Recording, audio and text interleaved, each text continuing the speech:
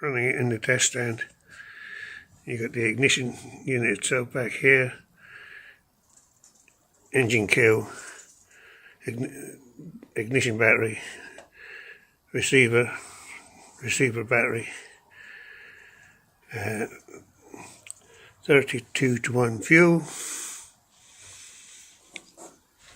This is the engine. It's a Valak 2612.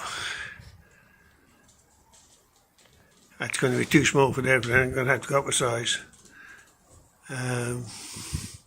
Revs are being kept down to under 3,000 at the minute for the first half an hour.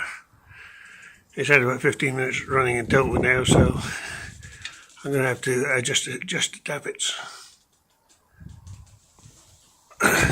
There you go, there's a quick look of it anyway.